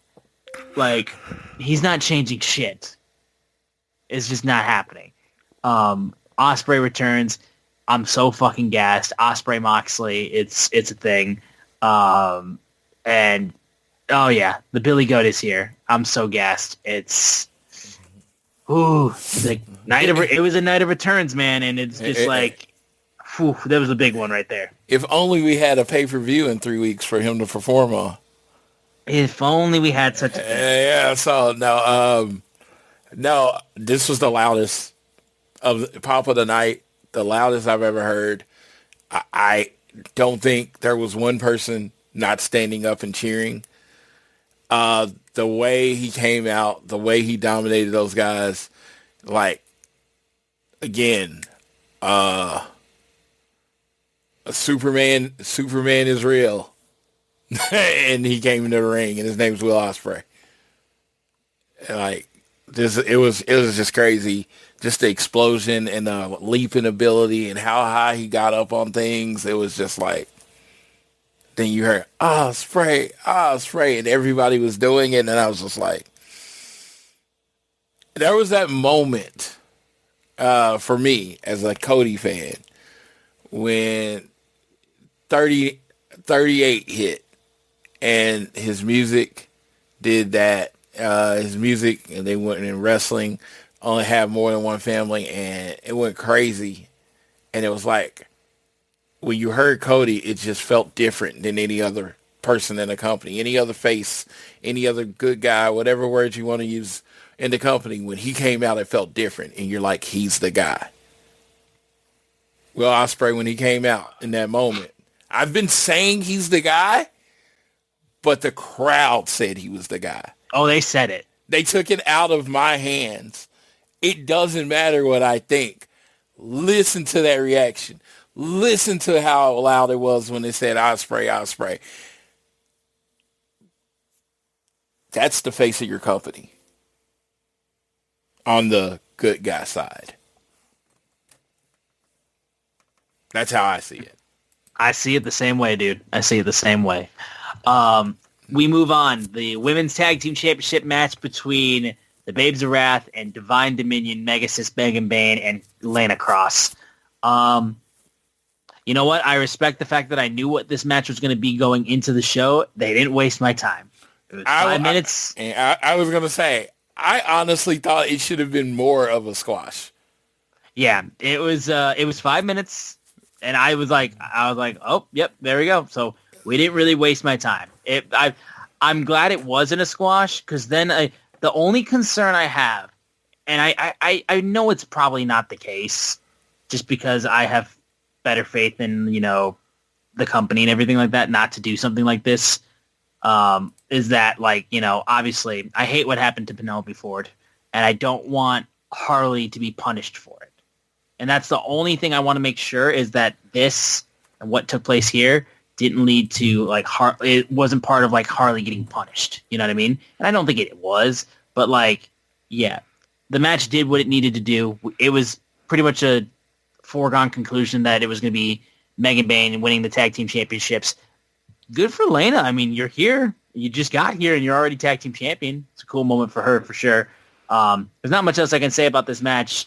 But, yeah, it was built up from the opening. But, yeah, only thing I care about out of this is I just need confirmation and assurance that Harley's not being punished for that unfortunate situation with her and Penelope. I just need that assurance, because it sucked, but I don't want her to get punished for it. Oh, no, I mean, I don't know. All I know, this is how it was supposed to go. This is how it happened. Sorry Willow doesn't have a title.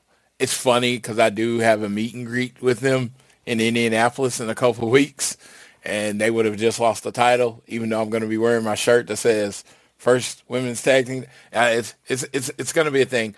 But shout out to Willow, Harley. They were great first champions. Lena, and I mean, this is all to me leaning to Lena and Megan against the Brawling Birds. And yeah, I'm all about a tough woman fight. So let's fucking go. Great champions. The most physically impressive tag team ever. I can't think of two women together that look more physically impressive than Lena Cross and Megan Bayne together. This is like the Lady Road Warriors. As far it's the tall ladies, and yeah. This, I'm like, they are the Amazonians that Wonder Woman. For real though. These are it. Tony Khan's actually collecting 6-foot women, and it's kind of scary. Like, what is he? We know his type. I like, dude. I don't know if we're trying to do a WNBA team or have a wrestling company. What's going on here?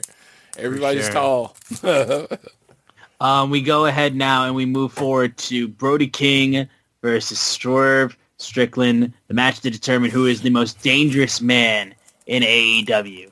I will say it's something I thought about, but it's interesting that the match to decide the most dangerous man in AEW was one with no gimmicks to it, but they still found a way to be violent despite it being a normal match and having disqualifications were absolutely within play. So I thought it was creative in that way.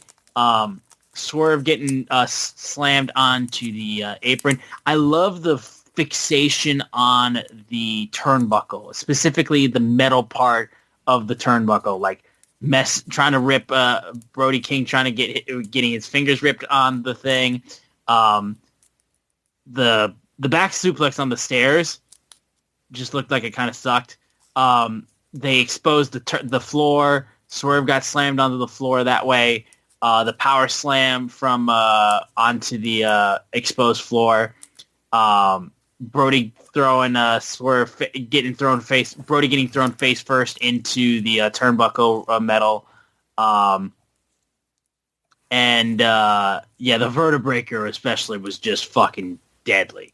And then that led to the Swerve Stomp, and Swerve Strickland gets the victory.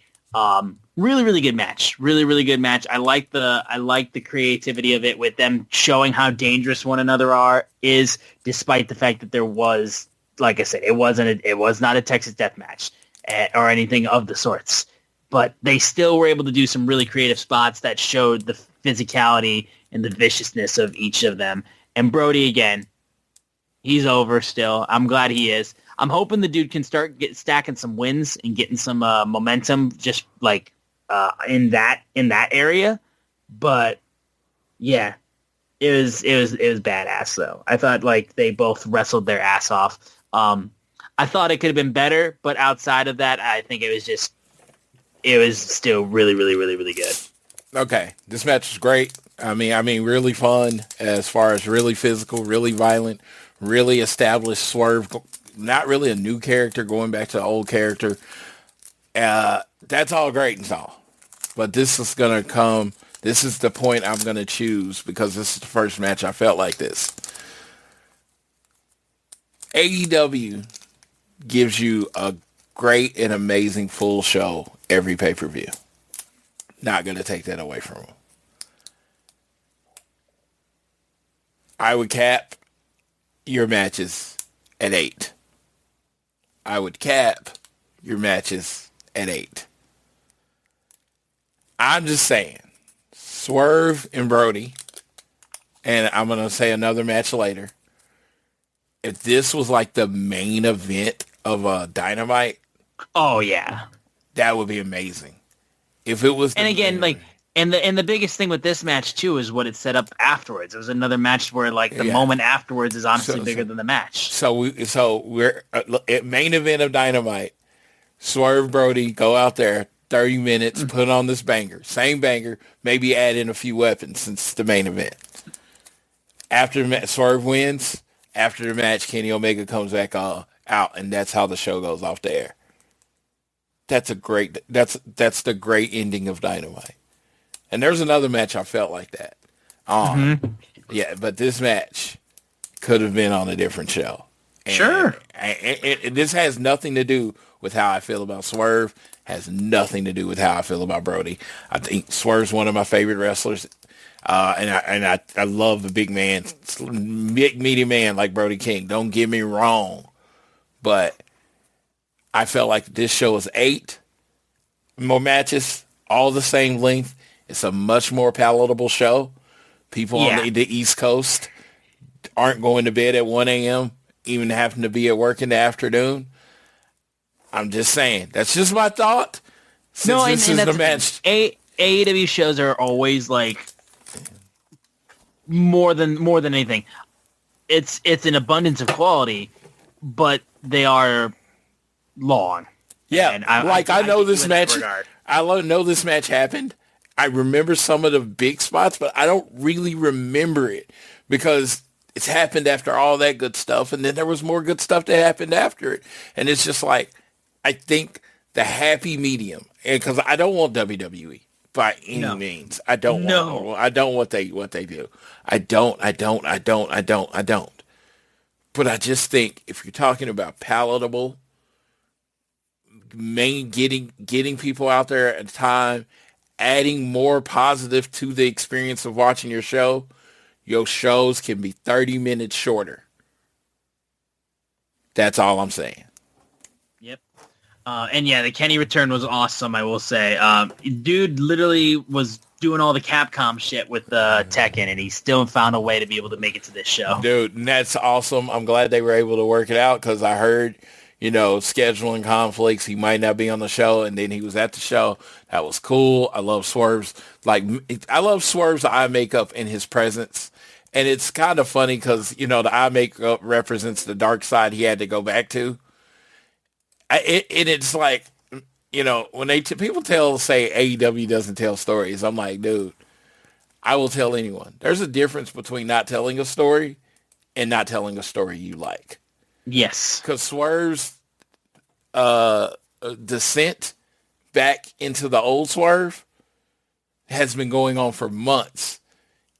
He has gotten gradually darker and darker and darker until he attacked Kenny. And then it was like he had completely embraced the dark side. So he comes out in all black, chain on, right? Got the dark eyes going, right? No dancing from, the dancing is gone from Nana. He is not dancing anymore. He didn't even bob his head. And it's like this slow descent back into the guy that actually became the AEW World Champion has happened over months. And it's like, if you're saying AEW doesn't tell stories, what are you watching?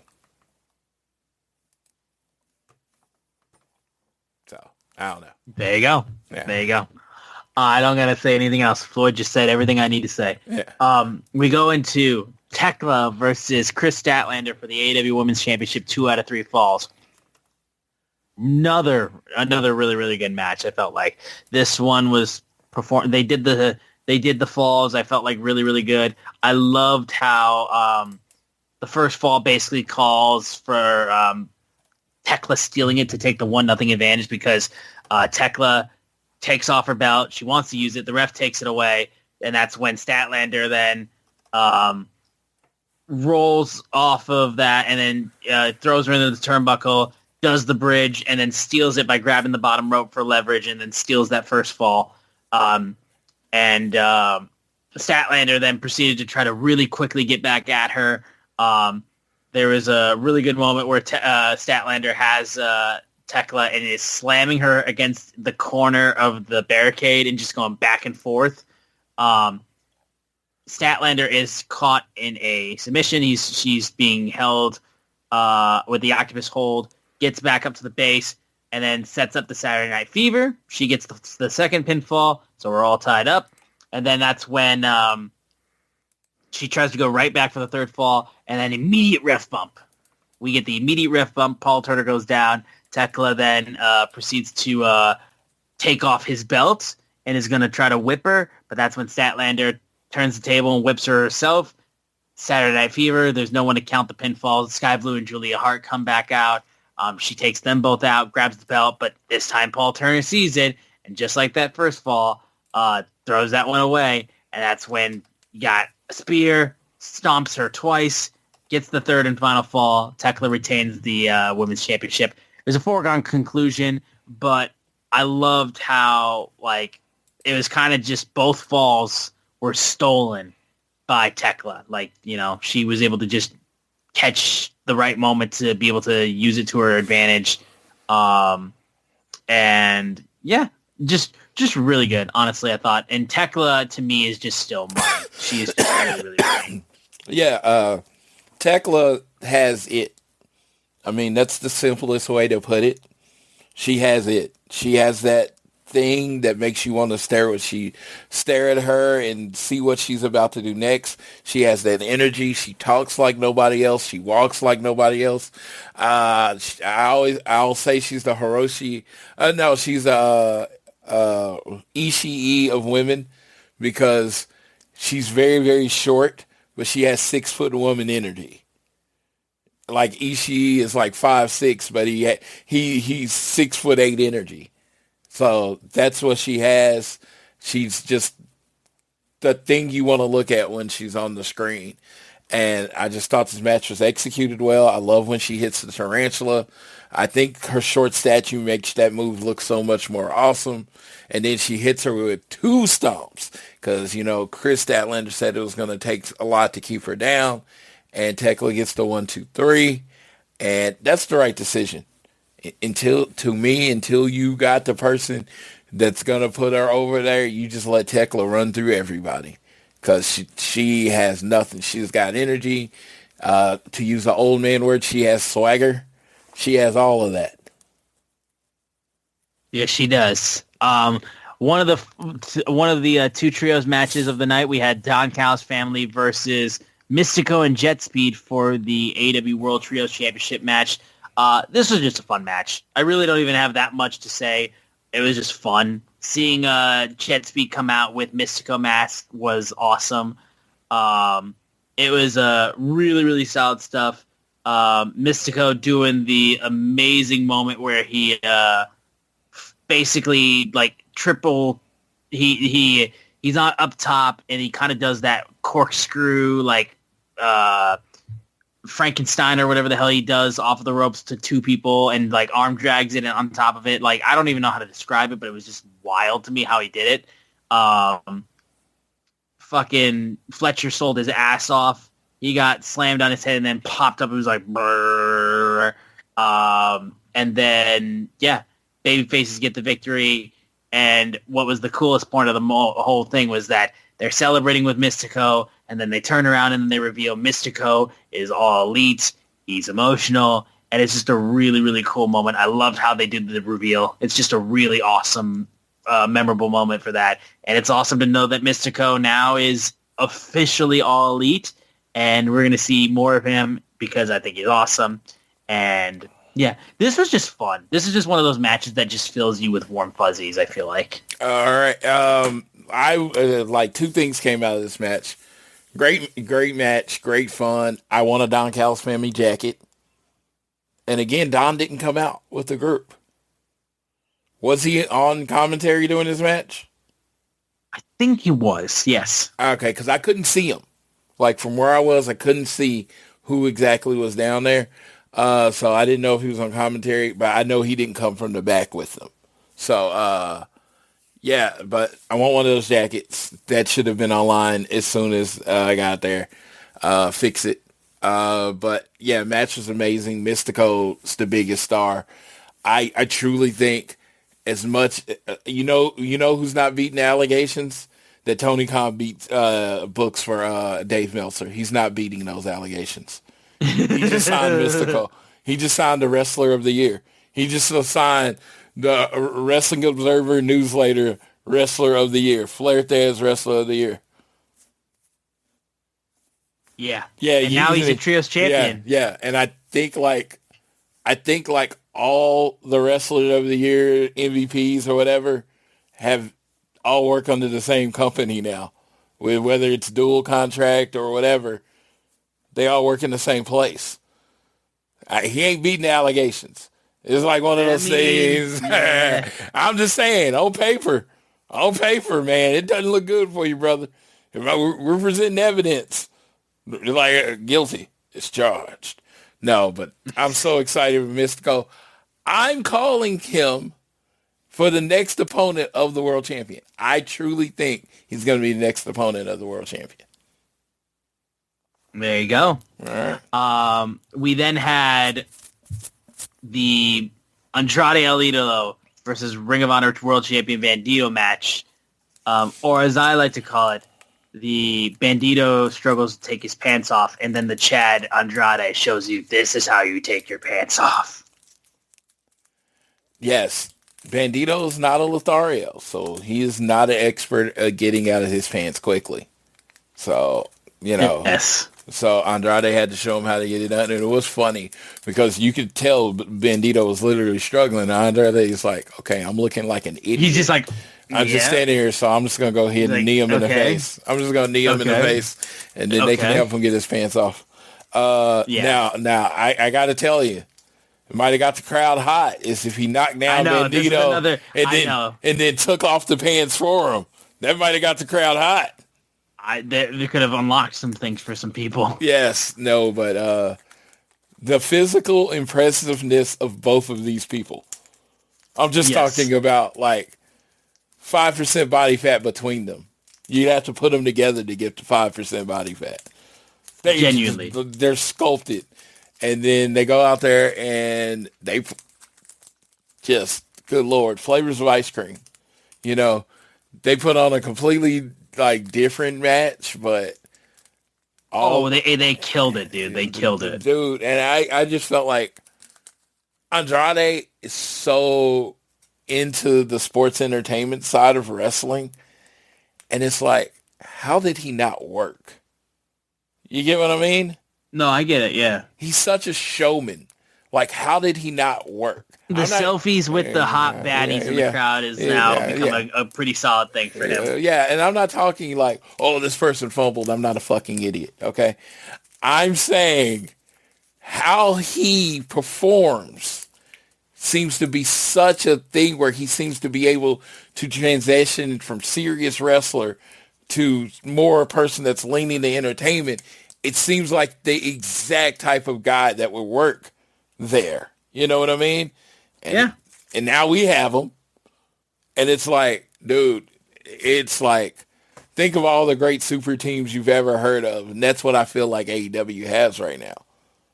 And Andrade and Bandito, I wouldn't even say they're on the top tier in AEW. But our second tier is stronger than most everyone else's top tier. You know what I mean? So it's like, they go out and fucking kill it. Again, could have been a main event of a Dynamite. Now that you got Andrade pulls out the victory, maybe it's the main event of the ROH Super Show. Because, you know, Bandito's the ROH World Champion. Yes, you do. I don't know what you do. But this is a match that I'm like, I don't remember the details of the match. I remember, like, you know. The fucking moment where he's got the slam off the top rope where he, like, full on picks up Andrade and then flips him onto the fucking floor. Like, I don't even remember what it was fucking called. Yes. But it was so good. The 21 plex with him on the floor, dude, is the most impressive shit I've ever seen in my entire life. We don't have a move of the year as far as, you know, a move done in a match of a year. That's not a category, but that made me want to add it. Because I hate the 21 plex. Hate it. Because the person that's standing, contrived, yes, I know, in that weird position. But this way? Oh, dude, it's my favorite wrestling move. Yeah, that small little change. That small little change is so good. And dude, fucking the DM is a good finish too. Yes. Like for Andrade, that's a damn good finish too. Good win for Andrade. Really, really strong one. I think you could definitely do this match again if you wanted to, especially for the Ring of Honor title. Yeah, it was just really, really good. Yeah, it was. It was a really good match. It's just like I said, it's like you go to a buffet and I'm fat, so I'm a 3 or 4 plate guy, right? You know, when you get to the 4th plate, you ate the 4th plate. You finished it. But after the end of the meal, do you remember what was on the 4th plate? That's how I feel with AEW. Yes. It's like I feel like I'm full. And you're like, here's some more. Here's some more. Here's some more. And it's like, okay, well, I ate it, but did I enjoy it? You know, that kind of thing. I get you. No, I get it. But that's kind of how I felt with the next match, too, because, like, I enjoyed the match. The fucking, like, okay, so going into the Tornado Trios match, Roderick Strong, Orange Cassidy, Darby Allin versus the Dogs. I enjoyed the match. There was, like, maybe 2 or 3 things I remember from it. So it is one of those things where you're just given so much and you're just like, yeah, it's also good. But, like, I have no recollection of what I just ate. This is the main event of a Collision. That's what this should have been. Fucking Clark Connors, one of the most damnedest spears I've ever seen. Yes. Like, just to Darby. Jesus Christ. Absolutely. Gabe Kidd, I forgot what am I thinking he did? Well, he got zip tied into the fucking wall, first of all. When they tied up Darby Allin, so that was cool. And, dude, it was just such a Roddy Strong. He's one of those ones, he has one of the best comeback sequences ever. Yes. And it's just like, it's so exciting. Each move matters. And I just thought it was really cool. I think, and him fully embracing, I thought he was going to turn again.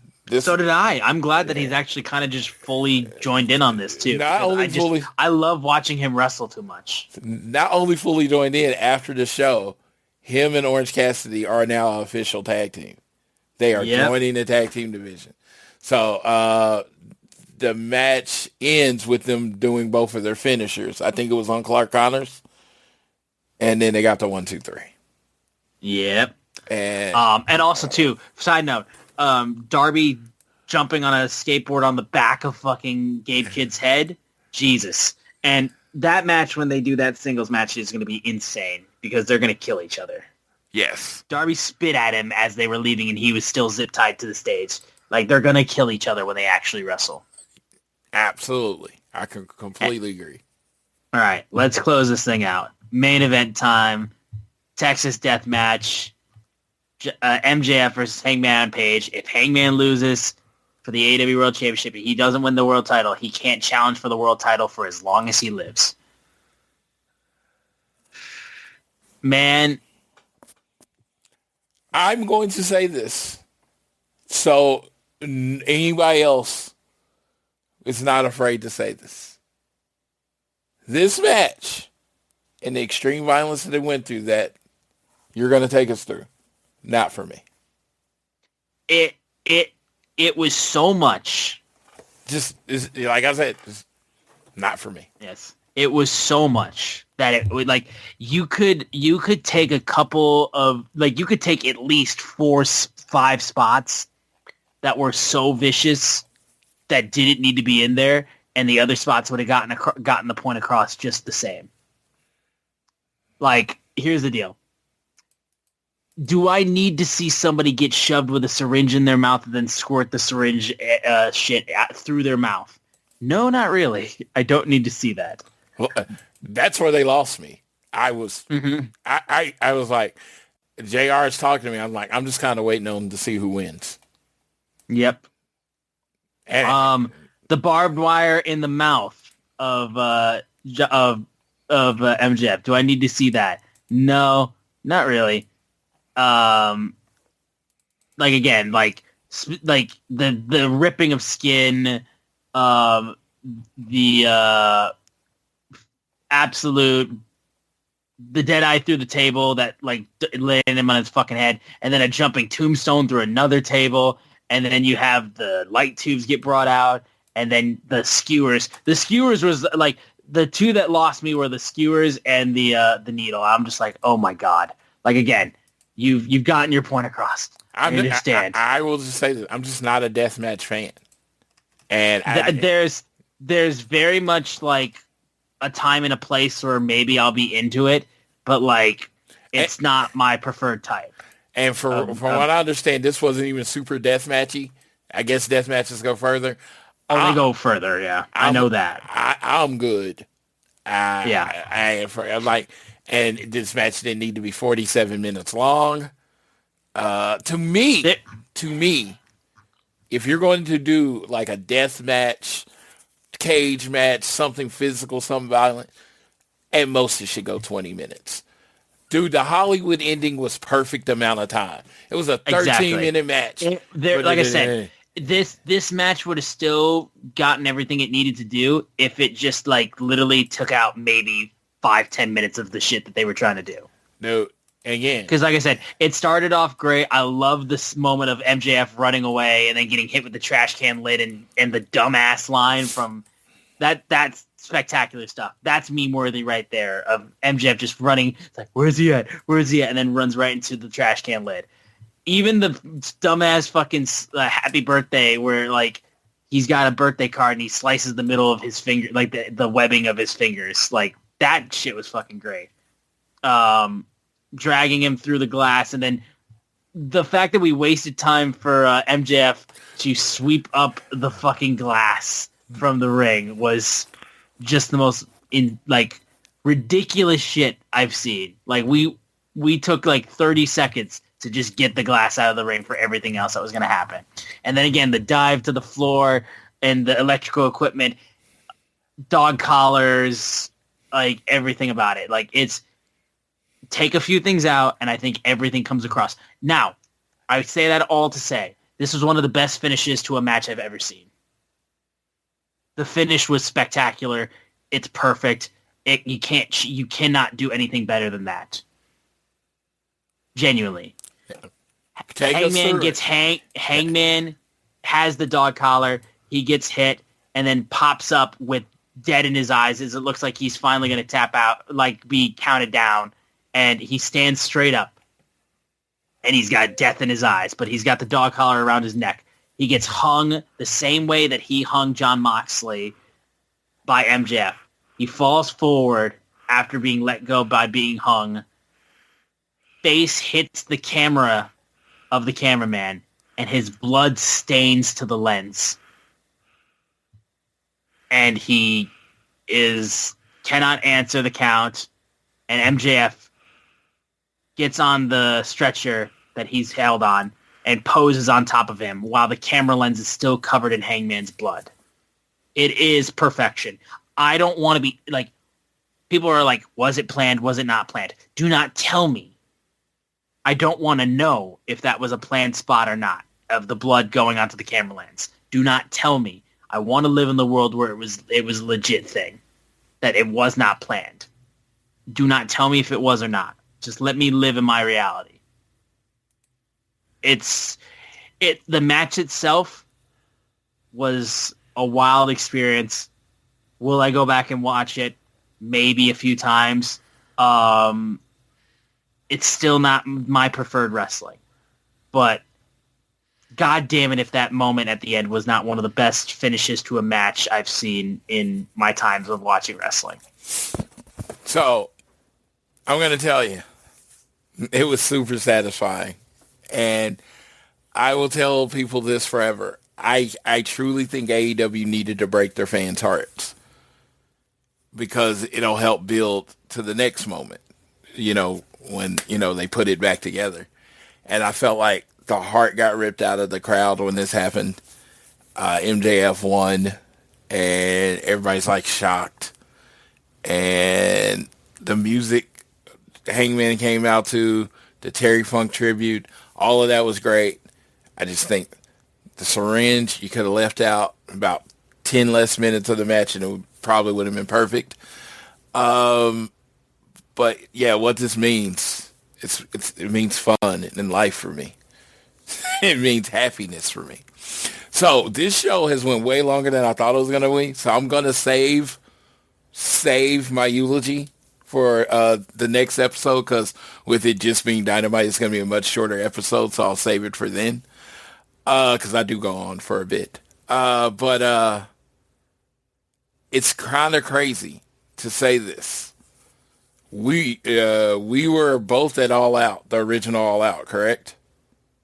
Yes. So we were at the original journey where the Hangman's chase to be AEW World Champion started. And then I happened to be there when he finally won the title, and I was there both of his title wins. And now, I was at his last world title opportunity in AEW. So it's like this Ballad of Hangman it's almost over. And one thing I did say this to a friend of mine, and this is not me, this is just me talking like a fan that's just watching it with an analytical eye. How often do you ever see a definitive end to a feud in wrestling? Not very often. Just think about this. What reason does MJF ever have to wrestle Hangman again? If he's the champion, no reason. Even if he's not the champion, he has this thing over Hangman. I took the world title from you forever. In your match. In your match. The war is over. He won. When you like, who's the main character? Tony Khan just told you. Yep. The main. I will tell you, when we do the Dynamite episode, I will be excited to hear your eulogy, but we're gonna save that for the next episode for sure. Yeah, because So no, but I'm just saying, when you look, this is just about this show. Oh no, ending a rivalry, ending kind of the rivalry of your company. You're like, there's really no reason for them to fight again unless like Hangman's like putting up his career to get another title shot or something like that. But you're kind of done. Yeah, no, Hangman is like, I've solved it. Like, I don't need to deal with this. Like, MJF does not need to deal with this dude anymore. Like, the way he set it up. So and it was like I said, wild show. Like, this show, we knew going into it how big it was looking like it was going to be, especially with it taking place, there was nothing going against it. It had everything momentum-wise going for it, and I think it did gangbusters. I think it was such a good success, sold the place out, and yeah, it was just really a wonderful time for AEW, a wonderful show. And also on top of that, with everyone coming back, with Kenny, Ospreay, Hope, and Christian coming back, Dynasty's looking like it's going to be a good show, but Double or Nothing already with the ideas of what we have moving forward, that show could be fucking nuts. I can tell you right now. But that was Revolution. We loved it. It was an amazing show. Real quickly, I'll just touch on Dynamite. We're going to have Timeless Tony Storm versus Marina Shafir in a no-holds-barred match. And Darby Allin and Gabe Kidd are wrestling, and it's a fucking coffin match. Unsanctioned coffin match. Yep. And then way. And then the last thing we got, probably right before we got on the call, I shared it. Yeah. Will Ospreay. And Blake Christian. Yes. Making his return. So you will get to see the aerial sauce and Will Ospreay, and expect to hear from the up 3-2 greatest tag team of all time, FTR and Stokely. Yes. Oh, yeah. Oh, I do want to say, I'll save it for the end. Okay, let's go. Yep. And I will just real quickly, I'm just going to say, just to close it out, so Floyd can say his last thing. I'm just going to get the last little spill out. It's going to wrap up our Revolution episode of Dynamite, of All Things Elite. We'll talk on Dynamite on Thursday when we get back. We went super long. Me and my buddy Floyd, we've just been love talking with each other. It's about to be 4 a.m. I'm going to need to get some sleep. So I'm just going to wrap things up on my side real quickly before I let Floyd close things out with how he wants to close the show out. Rate, review, subscribe, share us around with your friends, family, coworkers, whoever you wish, whether you're listening to us on YouTube Music, Apple Podcasts, Spotify. We appreciate your support. You can leave a review if you would like. Follow us on Twitter. We are at ATElitePod. Follow at Social Suplex. We're part of the Social Suplex Network. Show them some love. Check out all the other podcasts they have on their network. I am at Austin Sumowitz, SZUMOWICZ. Floyd is at Floyd Johnson Jr. on Twitter. Sign up for the Social Suplex newsletter. Link in the description of the show. Floyd, go ahead and take this thing home on our Revolution episode of All Things Elite. All right, so I'm going to keep this very short. Definitely go on to AEW, shop AEW, click in graphic series, and they have these new line of t-shirts. And for what I understand, most of the ones I saw were done by Mel Coleman Art on Twitter. The Andrade one I think looks the best. It's the but of course I bought the FTR one. But yeah, it's FTR. It's the one. It's got actually FTR and Stoke on it. So I thought that was pretty cool. Definitely go check that out. I really did want to say that because I just thought the shirts looked really cool. Shop AEW is completely different. And of course, I got my reports from my AEW. Some people I know from the other side of the world say it streamed without a hitch. So definitely sign up for that deal on my AEW. $120 for every pay-per-view and access to all the AEW stuff. What are you doing? Go ahead and spend that money. I want to thank everybody that took a moment to listen to the show. Took a while. It was a 2-hour review for a 15-hour show. But we do definitely appreciate you listening. Hit us up on at Floyd Johnson Jr. or at AT Elite Pod on Twitter. Give us thoughts on the show. Maybe something, if you thought we missed anything, thought something we should cover, that'd be great. We definitely appreciate you. And with that, I am going to leave you how I always leave you. Whether it's home, work, or school, always do your best to be elite.